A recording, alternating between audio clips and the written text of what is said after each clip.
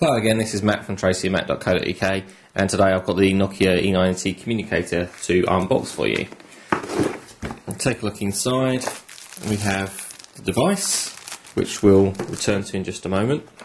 We have a fairly large battery, which, let's check out the capacity if we can, is 1500 milliamp hours. As I say, it's quite a large battery, quite heavy. And also in the box we have a micro SD card with SD adapter. It's a 512 meg card. You also get Nokia Communicator Suite DVD-ROM with the software for PC Sync and so on. A headset, which is a 2.5mm 4-pole jack with inline microphone and headphones. To one side.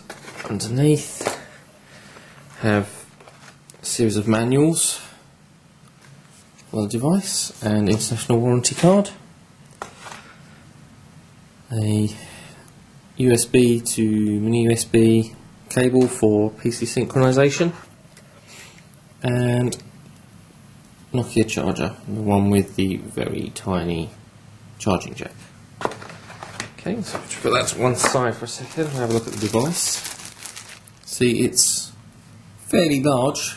On the outside we have a 2-inch 240 by 320 colour display and standard keypad, phone keypad, the usual red-green buttons, soft keys and so on. Power on and off is just at the top here.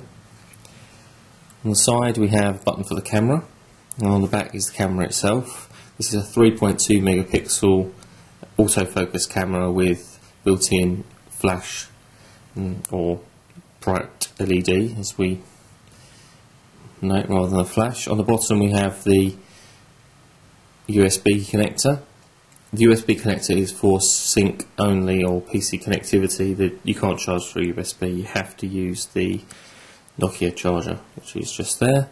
And also you've got the connector for the headphones. Other than that, there's not much on the outside. If we open her up, you can see there's this double hinge mechanism here. Yep. Which means that you can open it completely flat, or you can angle it when you're using it in your palm or at a desk or so on. And inside we can see a really nice, in fact a fantastic QWERTY keyboard.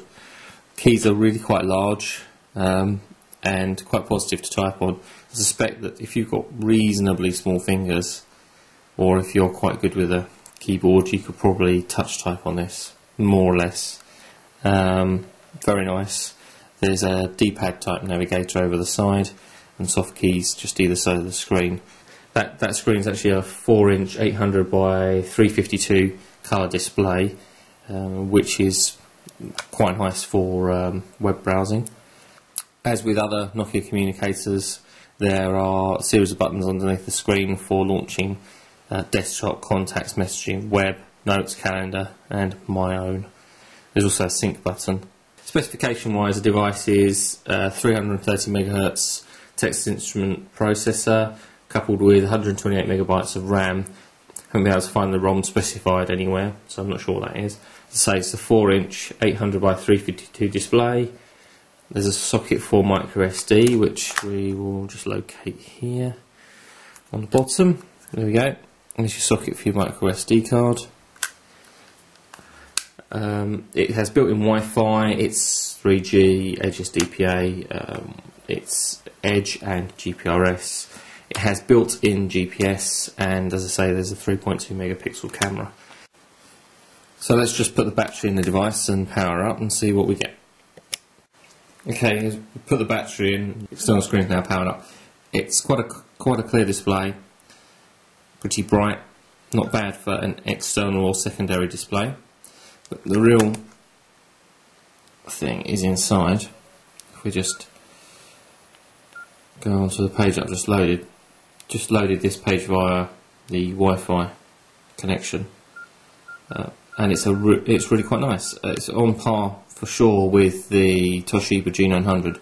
If anything, this has probably got the edge slightly because of the larger display, whereas the G900 slightly squashes everything down, and it's really quite nice. I haven't really played with the apps on here just at the moment.